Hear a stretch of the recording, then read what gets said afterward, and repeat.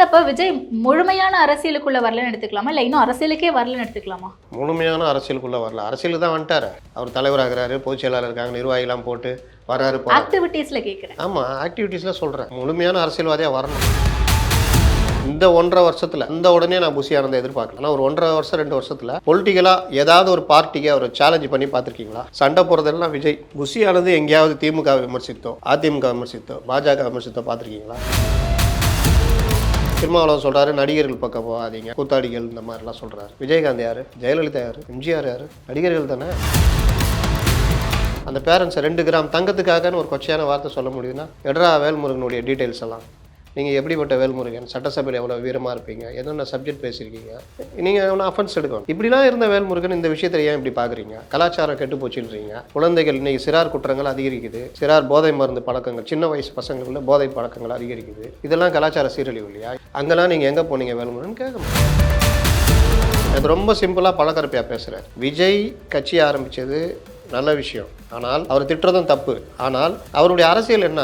சும்மா அந்த ஏஜென்சிகள் சொல்கிறதெல்லாம் நம்பிக்கிட்டு அரசியல் பண்ணுறாரு. அது உதவாது. அவர் ஆரம்பத்திலேயே தன்னுடைய கட்சியுடைய லெவல் எல்லாம் தெரிஞ்சு அதிமுக அந்த மாதிரி கட்சியோட திமுக வீழ்த்தணுன்ற இதோட போய் நின்று இருந்தாருன்னா இன்றைக்கி என்டிஏ ஃபார்ம் ஆயிருக்காதுல்ல. ஆயுர்வேதம் ஒரு பொக்கிஷம், நம் ஆயுள் நீட்டக்கும் அற்புதம்.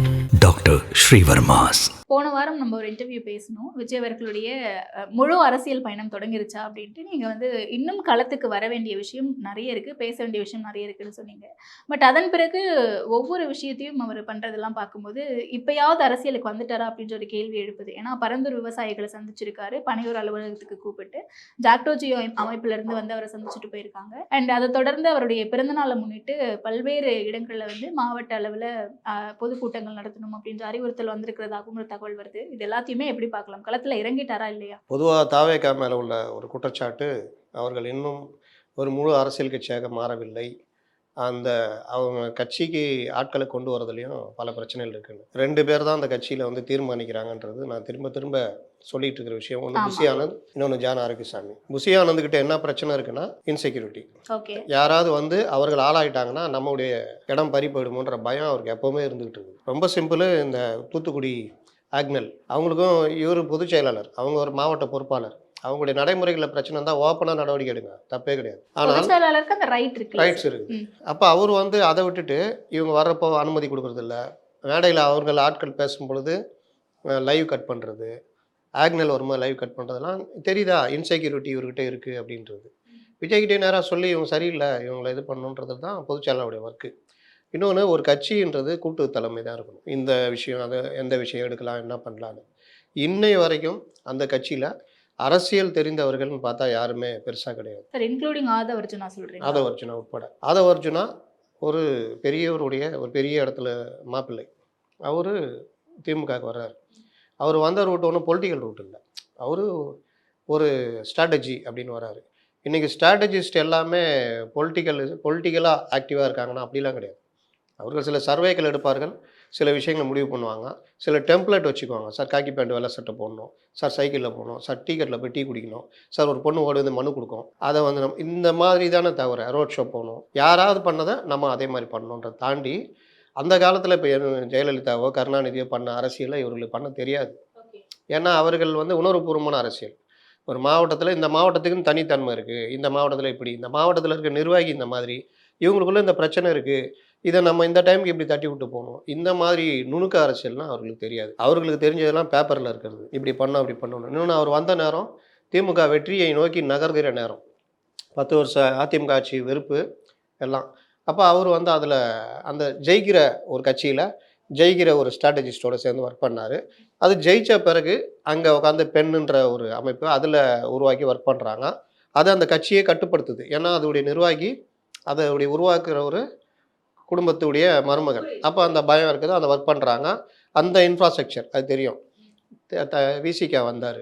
விசிகாவில் நேரடியாக தலைவரோட நெருக்கம், நேரடியாக ஒரு பொதுச் செயலாளர். அதை தாண்டி அவரால் பெருசாக கட்சியை கொண்டு போகிறதுக்கு ஒரு இது நடத்துகிறாரு. சேம் இதே தான், பூத் கமிட்டி கூட்டம். அப்புறம் அடுத்தது ஒரு எழுச்சி மாநாடு நடத்துகிறாரு. அந்த மாநாட்டிலே ஏகப்பட்ட குழப்பங்கள். யாரை கூப்பிட்றது எனக்கு லாஸ்ட்டில் யார் டாஸ்மார்க் நடத்துகிறாங்களோ அவங்களே கூப்பிடியான்னு கூப்பிட்டு அவர்கள் வந்து பெரிய அளவில் எப்பா நீ ஊருக்கு 10 பேர் போய் குடிக்காதன்னு சொல்லு, அவன் குடிக்க மாட்டான், அப்படி வேணால் கடையை மூடலான்னு சொல்லிட்டு போகிற அளவுக்கு தான் அந்த மாநாடு இருந்தது. அது ஏகப்பட்ட குழப்பங்கள் வந்தது.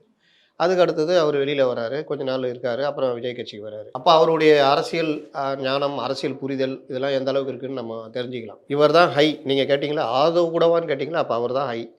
அடுத்து இப்போ புதுசாக சேர்ந்தவர் அருண்ராஜ். அவருடைய அந்த தாட்ஸ்லாம் பார்த்தீங்கன்னா சில விஷயங்கள் காமெடி புரிய விஷயங்களாக இருக்குது.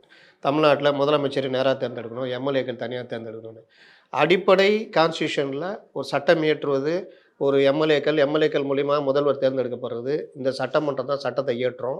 முதல்வருக்கு உரிய அமைச்சரவை அதிகாரங்கள், முதல்வர் அமைச்சர்கள் இப்படி தான் அந்த செட்டப்பு. இது அம்பேத்கர் போன்றவர்கள் ரொம்ப போராடி உருவாக்கி கான்ஸ்டியூஷன் அமெண்ட்மெண்ட் அது வந்து ரொம்ப பல விவாதங்களுக்கு பிறகு உருவாக்கின ஒன்று. இது இன்னை வரைக்கும் அதை குற்றம் சொல்ல முடியாது.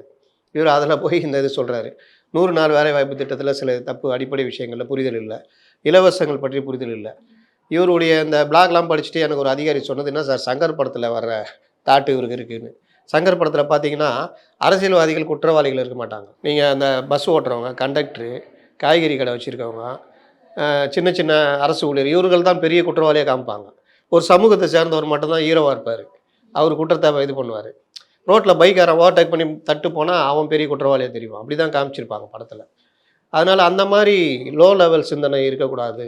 இவங்க லெவல் அந்த லெவல் இருக்குன்னு. அடுத்தது புஷி ஆனந்த், ராஜ்மோகன் அண்டு சிடி நிர்மல்குமார்லாம் நீங்கள் புஷி ஆனந்த் மீதி எதுவும் பண்ண முடியாது. அப்போ புஷி ஆனந்துடைய நாலேஜ் லெவல் பார்த்தீங்கன்னா ஒரு பாண்டிச்சேரியில் ஒரு வார்டு இதுதான். அவர் இங்கே வந்த பிறகு அந்த இது மன்றத்தை பார்த்துருந்தார். இன்னும் அந்த மன்ற மைண்ட் செட்லேயே தான் இருக்கார். ஓகே. அதை தாண்டி பொலிட்டிக்கலாக நீங்கள் பார்த்தீங்கன்னா இந்த 1.5 வருஷத்தில் வந்த உடனே நான் புஷி ஆனந்தை எதிர்பார்க்கல. ஆனால் ஒரு 1.5 வருஷம் 2 வருஷத்தில் பொலிட்டிக்கலாக ஏதாவது ஒரு பார்ட்டிக்கு அவர் சேலஞ்சு பண்ணி பார்த்துருக்கீங்களா? சேஃப் கேம் விளையாடிக்கிட்டே இருக்கார். சண்டை போகிறதெல்லாம் விஜய். புஷி ஆனது எங்கேயாவது திமுக விமர்சித்தோ, அதிமுக விமர்சித்தோ, பாஜக விமர்சித்தோ பார்த்துருக்கீங்களா? அவருடைய அதிகபட்ச ஒர்க்கே இந்த மன்றத்தில் செயல்படுற ஒரு நிர்வாகி மாதிரி தான். இன்றைக்கும் அந்த மேடைகளில் பார்த்தீங்கன்னா ஒரு கட்சியுடைய பொதுச்செயலாளராக அவர் கீழே உட்காந்து இதை வேடிக்கை பார்க்கணும். அதற்கேற்ற ஆட்களை போட்டு அதெல்லாம் மேனேஜ் பண்ணணும். ஆனால் இவர் தான் போய் கையை பிடிச்சி இழுத்து விட்றதான் அப்படி போனதான் ஒரு பேரண்ட்டே சொல்லிட்டார், இவரை பார்த்தா எனக்கு பயமாக இருக்குது சார் அப்படின்னு. அந்த லெவல் தான் அவர் லெவல் இருக்குது. விஜய் சொல்லவே வேணாம். நீங்கள் ஒரு கூட்டத்தில் ஒரு இது நீட் பற்றி பேசினார். அதுக்கு பிறகு வந்த விமர்சனத்தை பார்த்துட்டு பயந்து போய் அடுத்த கூட்டங்களில் பேசவே இல்லை. அதே மாதிரி இளைய காமராசரேன்னாங்க. என்ன தப்பு? அவரவர்கள் அவருடைய கட்சி தலைவர்களே மற்றவங்களை பெருமையாக பேச தப்பு இல்லை. என்ன இளைய காமராஜ் சொல்லாதீங்க, 2026 சொல்லாதீங்கன்னா அப்போ நீங்கள் சொல்லாமல் திமுகவில் இருந்தால் சொல்லுவாங்க. இல்லை, மேபி அது ஒரு எஜுகேஷனுக்கு இம்பார்ட்டன்ஸ் கொடுக்குற மேடை. அந்த மேடையில் அரசியல் பேச வேணும்னு நினச்சிருக்கலாம். அப்போ நீட்டை பற்றி பேசுனீங்க. கல்யாண வீட்லேயும் கர்மாந்திரி வீட்லேயும் போய் அரசியல் பேசுகிறவங்க இருக்கிறாங்க. அப்போ அரசியல் மேடைகள் உங்களுடைய சொந்த மேடை. அந்த மாணவர்களுக்கு தெரியட்டும்ல. ஏன்னா ஒரு வயசு கூட இருக்கிறவனை கூப்பிட்டு கட்சியில் சேர்த்துக்கிறீங்கல்ல. 18 வயசுக்கு மேலே இருக்கிறவங்க கட்சியில் சேர்த்துக்கிட்டு பூத் கமிட்டி கூட்டம் அதெல்லாம் நடத்துகிறீங்க. சரி, அங்கேயாவது அரசியல் பேசுனீங்களான்னு பார்த்தா அங்கேயும் அரசியல் பேசலை. ஒரு பென் டிரைவையும் புக்கையும் கொடுத்துட்டு போகிறீங்க. சேம் இங்கேயும் பார்த்தீங்கன்னா மாணவர்கள்ட்ட தான் அரசியல் பேசணும். ஆனால் அவங்கள அரசியல் பேச விட்டு வேடிக்கை பார்க்குறீங்கல்ல. வேல்முருகனுக்கு அந்த குழந்தைகள் பஸ் சொல்லுதில்ல. அப்போ அரசியல் இல்லாத இடம் ஏதாவது இருக்கா? அந்த குழந்தைகள் சின்ன பையன் 2026 இவர் தான் சிஎம்ன்றான். அப்போ அரசியல் பேச வேண்டிய இடத்துல நீங்கள் பேசி தானே ஆகணும்.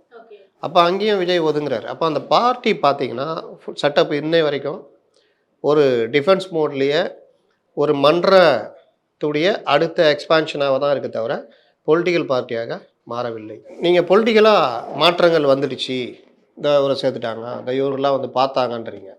பரந்தூர் மக்கள் வந்து பார்த்தாங்க. சீமானை வந்து இதே மாதிரி பார்த்துருந்தா சீமான் என்ன பண்ணுவார் சொல்லுங்கள்? கூப்பிட்டு வச்சு அவங்க குறைய கேட்டு அவர்கள் எல்லாத்தையும் சைடில் உட்கார வச்சுட்டு சீமான் ஒரு அரசியல் லெக்சரை அடிப்பார். இந்த பரந்தூர் மக்களுக்கு எந்த பிரச்சனை நான் இருப்பேன், விட மாட்டேன், பேசுவாரா இல்லையா?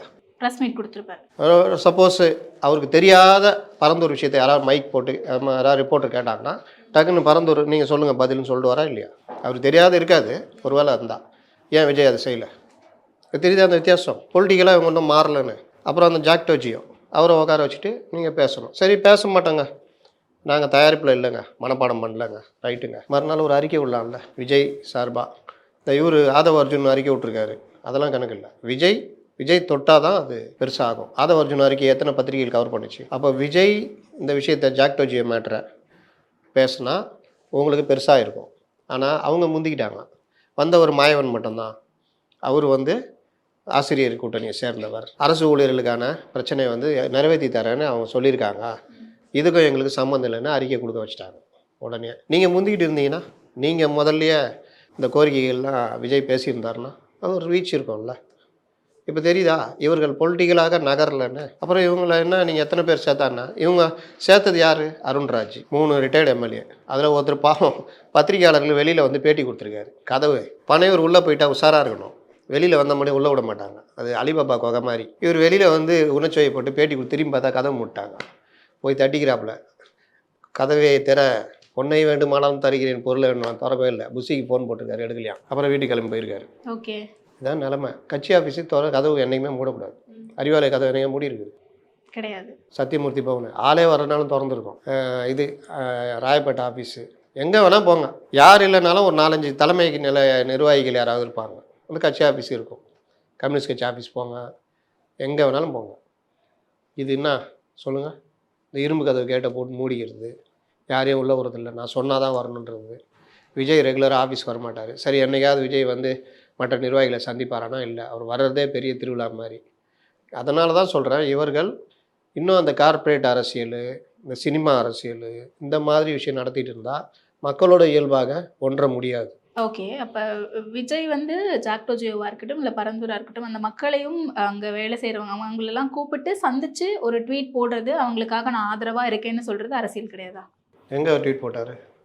எங்கே ஆதரவாக இருக்குன்னு சொன்னார்? பார்ட்டி ஹெட் குவார்ட்டர்ஸ் அஃபிஷியல் வெப்சைட்லேருந்து ட்வீட் வருது, ட்விட்டர் பேஜ்லேருந்து. இன்னைக்கு ஜாக்டோ ஜியோ அமைப்பிலேருந்து இவங்களை சந்திச்சோம், இவங்களுக்கான ஆதரவு என்றைக்குமே இருக்கும் அப்படின்னு தலைவர் சொல்லியிருக்காரு. அவங்க பிரச்சனையே பேசணுன்ற, அவங்க வந்து உங்களை சந்தித்த செய்தி வந்து ஊடகங்கள் எல்லாம் போட்டாங்க. நான் அவங்கள சந்தித்து அவங்களை ஆதரவாக இருக்கன்ற மேட்டர் கிடையாது. ஜாக்டோ ஜியோக்கு இந்த பிரச்சனை இருக்குது. தமிழக அரசு 5 ஆண்டு காலம் தேர்தல் அறிக்கையில் சொன்னாங்க, இது பழைய ஓய்வூதிய திட்டம், சரண் விடுப்பு, இன்னும் பல விஷயங்களையும் இவங்க சொன்னாங்க. எதையுமே செய்யலை. ஆசிரியர்களுக்கு இந்த மாதிரி பட்டாதாரி ஆசிரியர்கள் எடுக்கிறேன்னு சொன்னாங்க, எடுக்கலை. அரசு ஊழியர்களுக்கு இந்த மாதிரிலாம் பண்ணுறேன்னு சொன்னாங்க, பண்ணல. இந்த மாதிரி கோரிக்கையெல்லாம் வச்சு பேசுகிறாங்க. எங்கள் ஆட்சி 26 வரும்பொழுது நான் இதெல்லாம் பண்ணுவோம். இந்த ஆட்சி இதை இது வரைக்கும் பண்ணவே இல்லை. அவர்களை வஞ்சிக்கிறது, ஏமாற்றுகிறது. அடிக்கணுமா வேணவா? ஓகே, பரந்தூர் மக்கள் அது விவசாய பூமி, ஒரு கிட்டத்தட்ட ஒரு யூனிக்காக இருக்கிற, அங்கேயே ஏரி பாசனம், விவசாயம் எல்லாம் பண்ணுறது. அங்கே போய் நீங்கள் திரும்ப திரும்ப பண்ணுறீங்களே, சென்ட்ரல் கவர்மெண்ட் கூட கேட்கல. ஆனால் உங்களுக்கு என்ன பரந்தூர் மேலே அவ்வளோ இதை நான் விட மாட்டேன், என்றைக்கு இருந்தாலும் இந்த மக்களை திரட்டு நான் போராடுவேன், எதாவது சொன்னீங்களா? அவங்களோட இருப்போம், அவ்வளோதான். இதுதான் அரசியல். அரசியல் கட்சி ஆரம்பிச்சிட்டிங்களேங்க. நீங்கள் நடிகர் விஜயை நம்ம கேட்கலையே, தாவேகா தலைவர் விஜய் தானே கேட்குறோம். அரசியல் கட்சி ஆரம்பிச்சிட்டிங்களா? அரசியல் பேசுங்க, அடிங்க, அஃபென்ஸ் எடுங்க. இல்லை இப்போ விஜய் முழுமையான அரசியலுக்குள்ளே வரலன்னு எடுத்துக்கலாமா, இல்லை இன்னும் அரசியலுக்கே வரலன்னு எடுத்துக்கலாமா? முழுமையான அரசியலுக்குள்ளே வரல, அரசியலுக்கு தான் வந்துட்டார். அவர் தலைவராகிறாரு, பொதுச் செயலாளர் இருக்காங்க, நிர்வாகிலாம் போட்டு வராரு. ஆக்டிவிட்டீஸில் கேட்குறேன். ஆமாம், ஆக்டிவிட்டீஸில் சொல்கிறேன். முழுமையான அரசியல்வாதியாக வரணும். இப்போ அரசியல்வாதியாக இருக்கார். அவங்க கட்சி ஆரம்பிச்சிருக்காங்க. அதை மன்றத்தை தாண்டி அடுத்த கட்டமாக கட்சி ஆரம்பிச்சிருக்காங்க. தலைவர், செயலாளர் எல்லாம் வச்சு போட்டுக்கிட்டு நிற்கிறாங்க, அவ்வளோதான். அதை தாண்டி அரசியல் என்ன பண்ணுறீங்க? செஸ் விளையாடும் போது யாராவது ஒருத்தர் அஃபென்ஸ் எடுத்துருவாங்க, பட்டுன்னு. அப்போ எதிரில் இருக்கவங்க டிஃபென்ஸ் மோடு மாறிடுவாங்க. பட்டுன்னு வரும்பொழுது இவங்க அந்த டிஃபென்ஸ் தடுத்துக்கிட்டே அஃபென்ஸ் எடுத்து ட்ரை பண்ணுவாங்க. கொஞ்சம் மிஸ் ஆச்சுன்னா இவங்க அஃபென்ஸ் எடுத்துருவாங்க. யார் அஃபென்ஸ் எடுக்கிறாங்களோ அவங்க தான் வாழ்க்கையில் முன்னேற முடியும். பொலிட்டிக்கலும் அப்படி தான். அஃபென்ஸு நீங்கள் பார்த்தீங்கன்னா ஏடிஎம்கே, டிஎம்கே அஃபென்ஸ் எடுத்துக்கிட்டே இருக்குது. புதுசாக கருத்தை உருவாக்குறாங்க, புது நரேட்டிவ் செட் பண்ணுறாங்க. நீங்கள் அதுக்கு டிஃபென்ஸ் மோடில் பதில் சொல்கிற இடத்துல தான் இருக்கிறீங்க. அப்போ யார் அஃபென்ஸ் எடுக்கிறாங்களோ அவங்க அரசியல்லையும் சரி மற்ற இடத்துலையும் ஜெயிப்பாங்க. இது வந்து இன்றைக்கி இவங்கள்ட்ட இல்லவே இல்லை. ஓகே, ஒரு வேல்முருகன் விமர்சனம் பண்ணால் பதில் சொல்லுங்கள். என் அண்ணனுடைய பிள்ளைகளாக, என் தம்பியுடைய பிள்ளைகளாக, என் சகோதரிகளுடைய பிள்ளைகளாக நான் இவங்களை பார்க்குறேன். எனக்கு 2 பசங்க இருக்கிறாங்க. நான் வந்து அந்த குழந்தைகளை நான் வந்து இன்றைக்கி நேரத்தை பாராட்டுறேன். நான் நடிகராக இருந்த காலத்துலேருந்து பாராட்டுறேன். இன்றைக்கி நான் வந்து கட்சி ஆரம்பித்தோன்னே உங்களுக்கு என்ன பிரச்சனை? நான் இதில் ஏதாவது அரசியல் பேசுகிறேன்னா இவர்களை பாராட்டுறேன். இதை வந்து கொச்சப்படுத்துறீங்களே, என்ன மட்டுமா கொச்சப்படுத்துறீங்க? இந்த பேரண்ட்ஸை கொச்சப்படுத்துறீங்களே, இது என்ன வகையான அரசியல்? வேல்முருகன் கேளுங்க, உங்களை யார் தடுக்கிறா? இந்த மாதிரி பேசுறது யாராவது தடுக்கிறாங்களா? இப்போ நான் நான் எழுதி வச்சுட்டு வந்தேன், பேசுங்க. அப்போ எனக்கே எப்படி இருக்குன்னா, விஜய் அதை அனுபவிக்கிறாருல்ல. அந்த பேரண்ட்ஸை 2 கிராம் தங்கத்துக்காகன்னு ஒரு கொச்சையான வார்த்தை சொல்ல முடியுதுன்னா, எட்ரா வேல்முருகனுடைய டீட்டெயில்ஸ் எல்லாம். நீங்கள் எப்படிப்பட்ட வேல்முருகன், சட்டசபையில் எவ்வளோ வீரமாக இருப்பீங்க, என்னென்ன சப்ஜெக்ட் பேசியிருக்கீங்க, நீங்கள் எவ்வளோ அஃபென்ஸ் எடுக்க வேணாம்.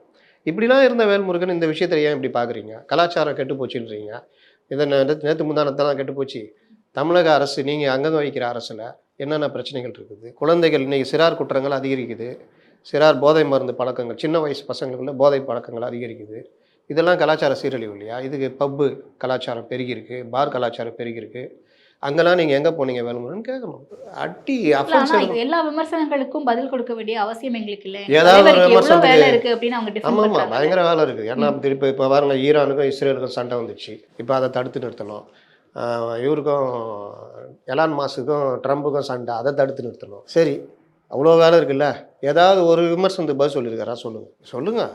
கிடையாது. கடைசியாக எப்போ பேசினார்? நீட்டு ஒன்று தான் வாழ்க்கையில்னு பேசினார். 2 நிமிஷம் பேசியிருப்பாரா? பேசி வளர்ந்த கட்சி, ஆட்சி பிடித்த நாடுங்க இந்த நாடு.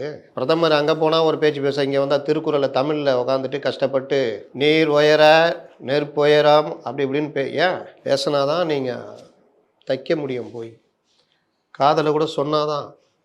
அப்படியே இந்த பொண்ணு போகும்போது இவர் சைடில் அப்படி போயிட்டு அப்படி இப்படின்னா அளவு வந்துடுமா? ஏதாவது சொல்லி உள்ளே பூர பார்க்கணும். இல்லை ஏதாவது சொல்கிறோம் உள்ளே பூந்துருவோம். ஓகே, அப்ப ஆக்டிவாவே இல்ல, இன்னும் ரொம்ப ஆக்டிவா இருக்கணும்னு சொல்றீங்க. பயப்படுறாங்க நிறைய விஷயத்துல அப்படின்னு சொல்றீங்க. அப்ப இப்படியே இருந்தா இல்ல இப்படியே இருக்க விஜயை தான் பல்வேறு கட்சியினரும் தொடர்ந்து விமர்சனம் செய்துட்டு இருக்காங்களே. திமுகவில் இருந்தா இருக்கட்டும், இல்ல விசிகாவில் இருந்து திருமாவளவன் அவர்களே நேரடியாக விமர்சனம் செய்ததா இருக்கட்டும், இல்ல நாம் தமிழர் கட்சியில இருந்தா இருக்கட்டும், அவர் பயப்படுறாருன்னு நீங்க சொல்றீங்க. அப்புறம் ஏன் அவரை விமர்சிக்கணும்? திமுக விமர்சனம் பண்ணுறதுக்கான காரணம் ஒரு 10 to 20%ன்றாங்கல்ல. ஏதோ ஒரு வகையில் இவர் எதுவுமே செய்யாட்டினாலும் இவர் அந்த சினிமா மாஸ் வச்சுட்டு இளைஞர்கள் எல்லாருமே அவருக்கு ஓட்டு போடுறதுக்கு ஒரு குறிப்பிட்ட செக்ஷன் தயாராக இருக்கும். திமுகவை பிடிக்காத, அதிமுகவை பிடிக்காத, இது வரைக்கும் சீமானுக்கும் அண்ணாமலைக்கும் வாக்களித்த, நோட்டாக்கு போட்ட சில பேர் விஜய்க்கு போடலாமல் நினைப்பாங்க. சிறுபான்மை மக்கள் வாக்குகள் இது வரைக்கும் திமுகவுக்கு மட்டுமே சொந்தமாக இருந்தது. வேறு எந்த கட்சிக்கும் சொந்தம் கிடையாது. திமுக கூட்டணி மட்டும்தானே. என்டிஏக்கு போடவே மாட்டாங்க, சீமானுக்கு போட மாட்டாங்க. அப்போ இந்த இடத்த அந்த சிறுபான்மை மக்கள் வாக்குகளை பிரிக்கிற இடத்துல இவர் வராரா இல்லையா? அப்போ ஒரு 20,000 ஓட்டு இருக்குது ஒரு தொகுதியில் சிறுபான்மை. அதில் 10,000 வந்து இவர் விஜய்க்கு விழுந்தா நஷ்டம் யாருக்கு? திமுகவுக்கு தானே. அந்த பயம் இருக்கும்ல. அந்த 10,000த்தினால இவர் ஜெயிக்க மாட்டார். ஆனால் காலை வாரி விட்டுருவார்ல.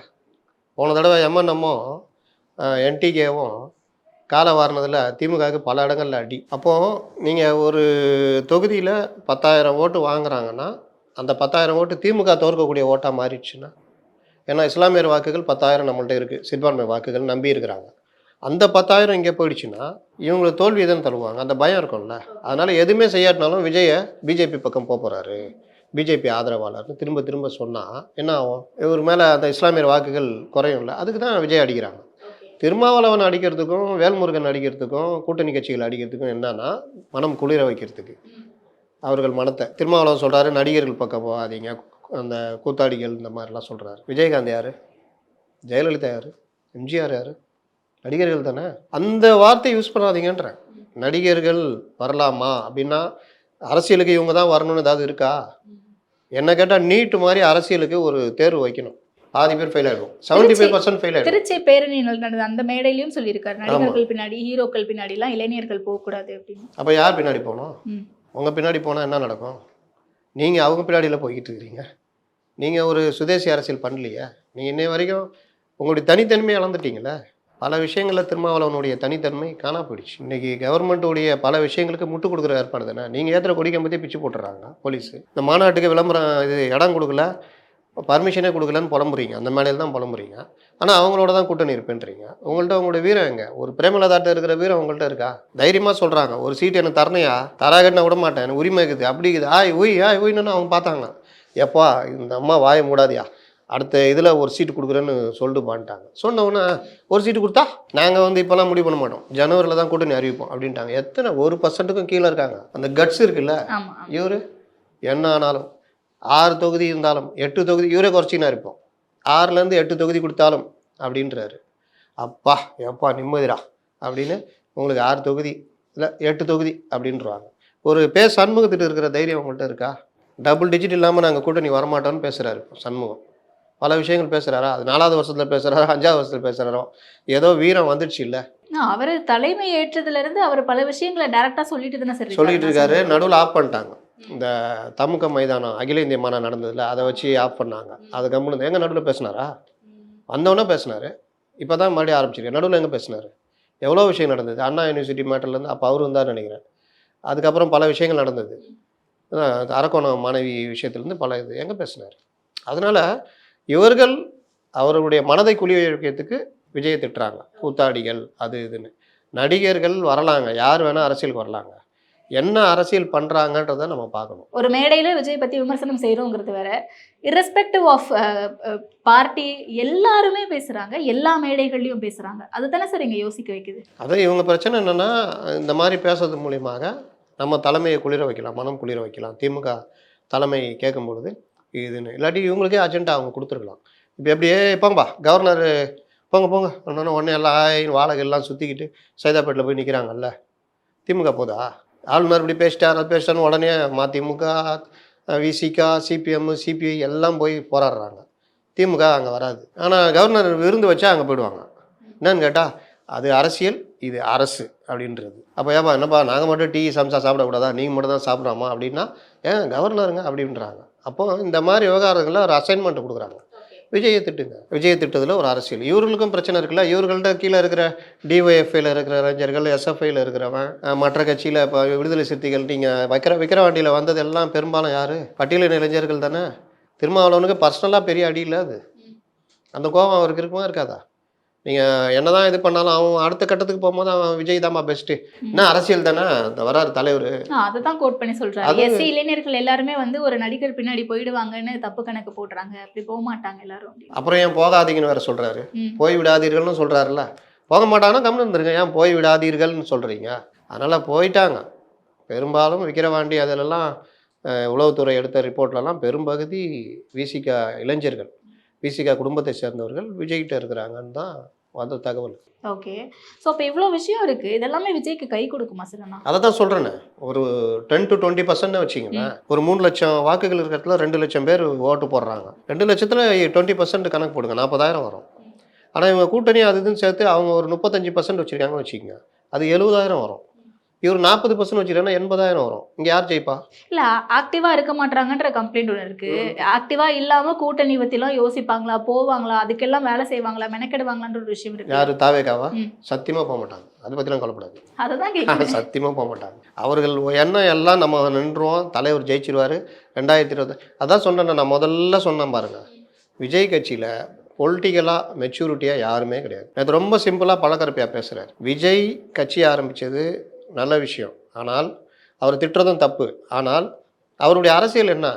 சும்மா அந்த ஏஜென்சிகள் சொல்கிறதெல்லாம் நம்பிக்கிட்டு அரசியல் பண்ணுறாரு. அது உதவாது. அவர் ஆரம்பத்திலேயே தன்னுடைய கட்சியுடைய லெவல் எல்லாம் தெரிஞ்சு அதிமுக அந்த மாதிரி கட்சியோட திமுக வீழ்த்தணுன்ற இதோட போய் நின்று இருந்தாருன்னா இன்றைக்கி என்டிஏ ஃபார்ம் ஆகிருக்காதுல்ல. இவர்கள் ஏதோ ஒரு அணி பேர் வச்சுருக்கலாம். அந்த அணியில் பெரிய அணி வந்து அதிமுக. நீங்கள் ஒரு 70 சீட்டு 60 சீட்டு சேர்ந்துருந்தீங்கன்னா, இது பாமக மற்றவர்கள் சேர்றாங்கன்னா ஒரு பெரிய அணி, ஒரு பெரிய ஸ்வீப்பு, உங்களுக்கு ஒரு 50 சீட்டு 60 சீட்டு. அப்போ இயல்பாகவே நீங்கள் ஒரு பெரிய கட்சியோடு சேர்ந்து ஒரு ட்ரைனிங் ஆகிடுவீங்க. அவனும் பார்த்துக்குவான், செலவு பார்த்துக்குவான், எல்லாம் பார்த்துக்குவான். இப்போ நீங்கள் தனியாக நிற்கிறீங்க. ஒரு வேட்புமனு தாக்கல் போனீங்கன்னா கூட ஆட்சியில் இருக்கிற திமுக அதிகாரி தான் வேட்புமனு தாக்கல் அதிகாரியாக இருப்பார். என்ன தான் ஒரு நேர்மை எருமை கருமைனாலும் சில விஷயங்களில் டாமினேட் பண்ணுவாங்க. இது என்ன, இதில் இன்ஷியலில் போய் என்ஓசி வாங்கிட்டு வா, இப்படி 4 நாள் அலைய விட்டால் வேட்புமனு தாக்கலே மிஸ் ஆகிடும். வேட்புமனு தாக்கல் பண்ணுறதுன்றது ஒரு கலை, அது ரொம்ப கரெக்டாக பண்ணணும். அதில் ரொம்ப தெளிவான ஆட்கள் திமுக அதிமுக பக்காவாக இருப்பாங்க. நீங்கள் அதெல்லாம் மிஸ் பண்ணினா பல இடங்களில் வேட்புமனு தாக்கல் தள்ளுபடி பண்ணப்படும். அங்கே சண்டை போடணும், இந்த ஒரு காரணத்துக்காக தள்ளுபடி பண்ணுவீங்களா அப்படின்னு சண்டை போடுவாங்க. அங்கெல்லாம் இவர்களுக்கு என்ன அங்கே இருக்கும், வெளியில் போன்றுவாங்க, உள்ளே சேர்க்க மாட்டாங்க. நீங்கள் தேர்தல் வரும்பொழுது தான் திமுக அதிமுகவுடைய பவரை பார்க்க முடியும், உங்களை எப்படி நசுக்குவாங்கன்னு பார்க்க முடியும். வேசற்படியில் போய் பாய்த்தாள் கொடுத்தீங்களே, ஒரு செகண்டில் ஆட்சி தோற்றுறாங்களா? உங்களை அது ஒரு அரசியல் போராட்டமாக மறுநாளே அந்த இடத்துல ஒரு போராட்டம் அறிவிச்சு புஷி ஆனந்தோ யாரோ போய் பேசுறதுக்கு என்ன பிரச்சனை இருக்குது? நாங்கள் நல்லதானங்க பண்ணோம், மக்களுக்கு நல்லதானே பண்ணோம். இல்லை, போராட்டங்களுக்கு பல இடங்களுக்கு அனுமதியே கொடுக்க மீறுங்க. மாட்டாங்க. காலையில் கைதாகி மாலையில் விட போகிறாங்க, வேற என்ன பண்ண போகிறாங்க? போராட்டத்தை அனுமதியை வாங்கி தான் எல்லாம் போராடுறாங்களா? பணம் ஏறி கல் இறக்குனாரு, அனுமதி வாங்கிட்டா பண்ணார். இன்றைக்கி பேசப்படுதா இல்லையா? கட்சி அரசுன்னு அப்படி தாங்க 300-400 கேஸ் இருக்குங்க ஒவ்வொரு தலைவர் மேலேயும். அது அடுத்ததுக்காட்டு தள்ளுபடி பண்ணப்படும், இல்லை அப்படியே போய்கிட்டு இருக்கும். இதெல்லாம் பார்த்து பயந்து ஓடுறது ஒதுங்கிறதுலாம் வந்தீங்கன்னா அரசியல் கிடையாது. அரசியல்னு வந்துட்டா உங்களென்னா அவ்வளோ சீக்கிரம் வர விட்ருவாங்களா? உங்களுக்கு எல்லா தொல்லையும் தான் கொடுப்பாங்க. அதெல்லாம் மீறி தான் வரணும். நீங்களே வர தயாராகனா கீழே இருக்கிறவன் எப்படி வருவான்? அதனால தான் சொல்கிறேன், இன்னும் அவர்கள் அந்த இடத்துக்கு வரவில்லை. ஓகே, இது எல்லாமே வந்து சமூக ரீதியாக இருக்கக்கூடிய பிரச்சனை. இவங்களுக்கு ஃபீல்டில் என்னென்ன களப்பிரச்சனைகள் இருக்கோ அதெல்லாம் பேசுகிறோம். கட்சிக்குள்ளேயே நிறைய பிரச்சனைகள் இருக்கிறதா சொல்லப்படுது. அதான் ஆரம்பத்திலே சொன்னேன், 2 பேர் தான் தீர்மானிக்கிறாங்க, Bussy Anand and John Arokiasamy. John Arokiasamy வெளியவே தெரிய மாட்டார். அவர் நரம்பு மண்டலம் மாதிரி. ஒரு ஸ்ட்ராட்டஜிஸ்ட்டை நீங்கள் ஃபிக்ஸ் பண்ணும்பொழுது ஒன்லி ஸ்ட்ராட்டஜி ஒர்க்குன்னு தான் ஒரு தலைவர் ஃபிக்ஸ் பண்ணணும். நீங்கள் திமுகவில் ஸ்ட்ராட்டஜிஸ்ட் 5 ஸ்ட்ராட்டஜி டீம் ஒர்க் பண்ணுது. ஐபேக்கு, ராபின் சர்மாவுடைய டீமு, பென்னு 1 2 3 இந்த ரூ ஒன்று பண்ணாங்கள்ல அந்த டீம் ஒன்று, இன்னொரு டீம் மொத்தம் சுனில் 5 டீம் அங்கே ஒர்க் பண்ணுது. 5 டீமையும் இவரை நேருவை வச்சுக்கலாமா எடுத்துக்கலாமா, அவர் புள்ளைய வைக்கலாமா வேணாவா, பொன்முடி என்ன பண்ணலாம், இப்படிலாம் கேட்டுனா இருப்பாங்க. அவன் ஸ்ட்ராட்டஜி ஒர்க் பண்ணுவான். ஐயா திடீர்னு ரூவை கண்டுபிடிச்சிக்கிறான் ஐயான்ட்டு வருவான், வந்து மொக்க வாங்கிட்டு போவாங்க. அந்த மாதிரி ஏதாவது ஒரு ட்ரெண்டு செட் பண்ணுற வேலையை பண்ணிகிட்டு இருப்பாங்க. சார் நீங்கள் போகிறீங்க, இன்றைக்கி பேசுகிறார்ல முதலமைச்சர், அரை மணி நேரத்தில் கோரிக்கையை நிறைவேற்றுகின்ற அரசு இந்த அரசு, என்ன நடந்தது அப்படின்ட்டு சொல்கிறாரு. நான் ஒரு இடம் போனேன், 2 பிள்ளைகள், அவங்க பேர்லாம் தெரியுது அவருக்கு, அவர்கள் என்னிடம் மனு கொடுத்தார்கள். அவர்கள் பள்ளியில் கழிவறை வசதி இல்லை, எல்லா பள்ளியிலேருந்து அந்த பள்ளியில் மட்டும் இல்லாத மாதிரி. நான் உடனடியாக ஆணையிட்டேன். அன்று இரவே இவர் எல்லாம் தெரியுது அவருக்கு. வள்ளின்னு ஒரு செயற்பொறியாளர், இவங்கெல்லாம் போய் விவரங்களை கேட்டறிந்தார்கள். அன்றைக்கி தான் தெரியுது பாவம் அவங்களுக்கு. அதுக்கப்புறம் மறுநாள், அதனால் தான் சொல்கிறேன், இந்த அரசு வேகமாக இயங்குகின்ற அரசு, அது மட்டுமல்ல இந்த வேகத்தை கூட்ட வேண்டும் என்பதற்காகவும் நாங்கள், இதுக்கு பேர் தான் ட்ரெண்ட் செட் பண்ணுறது. Okay okay. இந்த வேலையை ஸ்ட்ராட்டஜிஸ்ட்டு பண்ணுவாங்க. இங்கே ஸ்ட்ராட்டஜிஸ்ட் என்ன பண்ணுறாரு, விஜய்கிட்ட ஸ்பெஷல் பர்மிஷன் வாங்குறாரு, கட்சிக்குள்ளே யாரை கொண்டு வரணும் கொண்டு வரக்கூடாதுன்னு. இவர் சீமானுக்கு கொஞ்சம் ஒரு சிம்பத்தி உள்ளவர், ஜான் ஆரோக்கியசாமி. காளியம்மாள் வந்தால் இவருக்கு பிடிக்காது. காளியம்மாளுக்கு என்னங்க பிரச்சனை, இந்த ஸ்ரீதரன் ஒரு எம்எல்ஏ சேர்ந்த உங்களுக்கு தெரியுமா, முன்னாள் எம்எல்ஏ, கேள்விப்பட்டிருக்கீங்களா? அன்றைக்கி தான் கேள்விப்பட்டிருப்பீங்க. அந்த அம்மா ராஜலட்சுமி, உங்களுக்கு என்னைக்காவது தெரியுமா ராஜலட்சுமின்னு ஒரு எம்எல்ஏ அதிமுகவில் இருந்தாங்கன்னு? எல்லாம் அந்த அமைச்சர்கிட்ட போயிட்டாங்க, முன்னாள் அமைச்சர்லாம் ராஜலட்சுமி. அவங்க மிரண்டு போய், ஏங்க நீங்கள் வேறு கிழமைக்கு சொல்றதுகள்கிட்ட போகிறீங்க, நான்லாம் அப்படி நினைக்கவே இல்லைங்க. அப்புறம் பார்த்தா மயிலாப்பூர் முன்னாள் எம்எல்ஏ ராஜலட்சுமின்னு. இவங்களெல்லாம் யாருக்குமே தெரியாது, ரிட்டையர்டு பார்ட்டிங்க. இவங்களெல்லாம் கட்சிக்குள்ளே சேர்க்குறீங்க எதுக்கு? சும்மா நீங்கள் யாரும் சேர்க்கலன்னு பிரச்சாரம் பண்ணுறீங்களா, இந்த பாருங்கள் சேர்க்குறோம் அப்படின்னு சேர்த்துட்டு அதோட அவ்வளோதான். இன்றைக்கி ராஜலட்சுமி எங்கே, ஸ்ரீதரன் எங்கே, அந்த இன்னொருத்தர் ஆச்சா? அப்போது காளியம்மாள் ஏன் சேர்க்கமாக இருக்கிறீங்க? ஊரறிந்த உலகறிந்த ஒருத்தங்க அந்த கட்சியிலேருந்து விலகிட்டாங்க, உங்களுக்காக தான் விலகினாங்க. நீங்கள் விஜய் பார்த்ததை நீங்கள் அங்கே சொல்லிட்டீங்க, தர்ம சங்கடமாக போச்சு, வேறு வழி இல்லாமல் வெளியில் வந்துட்டாங்க. இன்றைக்கி அவங்க திரிசங்கு சொர்க்கம் நடுவில் இருக்காங்க, தொண்டையில் சிக்கின முள்ளு மாதிரி நடுவில் இருக்கிறாங்க, மேலேயும் போக முடியல கீழேயும் போக முடியல. இன்றைக்கி ஏன் அவங்கள சேர்க்க மாட்டேங்கிறீங்க? இன்றைக்கி விஜய்க்கு பேச்சு இந்த இதெல்லாம் அறிக்கையெல்லாம் பிரச்சனை ஆகுதுல்ல. மருது அழகுராஜின்னு ஒருத்தர் ஜெயலலிதாவுக்கு அறிக்கையை பேச்சு எழுதி கொடுத்தவர், நமது அம்மானு ஒரு பத்திரிகையுடைய எடிட்டராக இருந்தவர், விவரம் அறிந்தவர், அரசியல் இருந்தவர், பழைய அரசியலேருந்து இப்போ அரசியல் வரைக்கும் பிரித்து மேய்ஞ்சிருவார். அவர் ஏன் சேர்க்கல? இன்றைக்கி அவர் எங்கே போகலாம், திமுகவுக்கு போகலாமா எங்கே போகலாமா யோசிச்சுட்டு இருக்கார். இன்றைக்கி எடப்பாடி பழனிசாமி அறிக்கை பாருங்கள், சமீப காலமாக ரொம்ப டக்குன்னு வருது, ட்விட்டரில் வருது, பதிலடி வருது. ஏன் உங்களை எது தடுக்குது? இந்த மாதிரி ஆட்களை உள்ளே விட்டால் அவங்க அந்த வேலையை பார்த்துக்குவாங்களா இல்லையா? காளியம்மாவில் ஒரு ரவுண்டு போயிட்டு வாங்கன்னா ஊராக மேடை போட்டு கொடுத்தாருன்னா அவங்க பார்த்துக்க போகிறாங்க மாவட்ட செயலாளர்கள். கட்சி வளருமா வளராதா? அப்போ பேசவே தெரியாதவங்களும் இவங்களையும் கட்சிக்குள்ளே எடுத்துக்கிட்டு பண்ணுறீங்கன்னா என்ன அர்த்தம்? இதுதான் இவர்கள் கட்சிக்குள்ளே இருக்கிற பிரச்சனை. இன்னை வரைக்கும் பலரும் ஒதுங்கி போயிட்டாங்க. இன்றைக்கி பலகற்பையாக நல்ல ஒரு ஸ்ட்ராட்டஜி சொல்கிறாரா இல்லையா, நீங்கள் இந்த வேலையை பண்ணியிருக்கணும்னு. அப்போ பலகற்பையாவையும் KS ராதாகிருஷ்ணனையும் ஜெயந்தி நடராஜனையும் அரசியல் ஆலோசனையில் முதல்ல எடுத்தீங்க. இப்போ அவங்களே வச்சுருந்து விஜய் அவங்க பேச்சை கேட்டிருந்தா இன்றைக்கி ஒரு பெரிய கூட்டணி அமைஞ்சிருக்கும். விஜய்க்கும் ஒரு பாசிட்டிவாக அந்த இளைஞர்களும் போவாங்க. இன்றைக்கி அவர்களை நீங்கள் சுத்தமாக கட் பண்ணால் அவங்க வேலையை பார்த்துட்டு போயிட்டாங்க. ஒருத்தர் இவரை கூட்டு வந்துட்டார், போயிட்டு பவன் கல்யாணம் கூட்டு வந்துட்டு தமிழ்நாட்டில் அவர் சுற்றுப்பயணம் போயிட்டுருக்காரு. பலகற்பையாக அவர் வழக்கம் போல் அவர் எதையும் கண்டுக்க மாட்டார், அவர் போய்கிட்டு இருக்காரு. ஜெயந்தி நடராஜன் அவங்க வேலையை பார்த்துக்கிட்டு இருக்கிறாங்க. நஷ்டம் யாருக்கு? உங்களுக்கு தானே. தெரியுதா? அப்போ கட்சிக்குள்ளே இவ்வளோ பிரச்சனைகள் இருக்குது. இதெல்லாம் சொன்னால் கோபம் வரும் அவங்களுக்கு. ஆயுர்வேதம் ஒரு பொக்கிஷம், நம் ஆயுள் நீட்டக்கும் அற்புதம். டாக்டர் ஸ்ரீவர்மாஸ்.